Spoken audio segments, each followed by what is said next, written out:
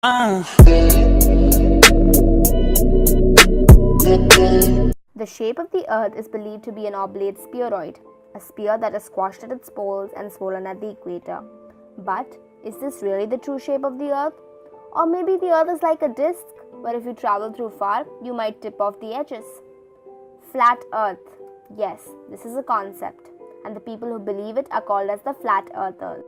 The Flat Earth Theory.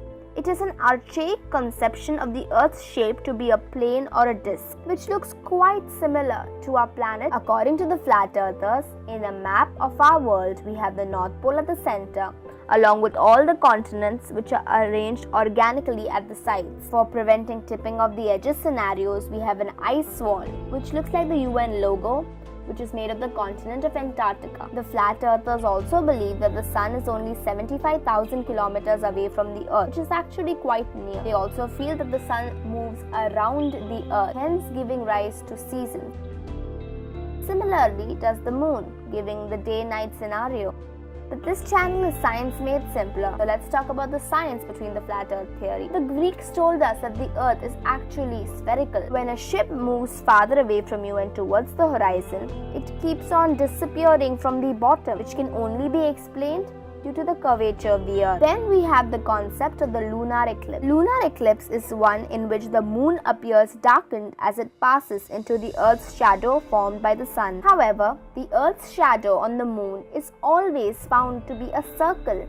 Moreover, if we consider the Earth to be a flat, you will not be able to see the difference in a ship moving towards the horizon. For the lunar eclipse, if the Earth was a disk, there must be some point in some lunar eclipse where you would be able to see a disc shape. This does not happen. Here's how the Greeks tested the curvature of the Earth. In the Greek city of Cyrene, where it was known that during the summer solstice, the sun is exactly overhead, a well was made. And in another Greek city of Alexandria, another well was made. You could see the difference in the shadows between the light going into these two wells. Calculating the distance between the two cities as well as the angle at which the rays of the sun were falling, Eratosthenes was actually able to calculate the radius of the Earth. Here is how you can check for yourself. Next time you go on a beach, try to watch the sunset lying on your stomach. As soon as you see it, get up. You'll be able to see the sunset again.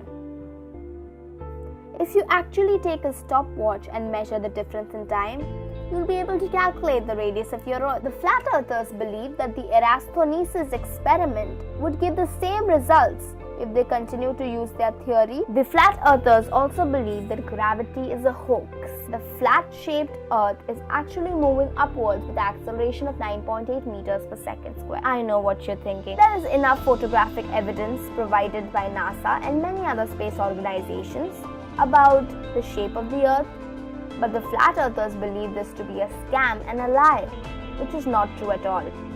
Now comes the question, what should you believe in? Take this upon yourself. Try to find out the truth. Thank you so much to Nupur Pancharia for suggesting this amazing topic for me to make a video upon. Comment down below if you believe in this flat earth theory, or are you a flat earther, or if you think that this is rubbish. Also, if there are any other video suggestions, comment down below and I'll be seeing it.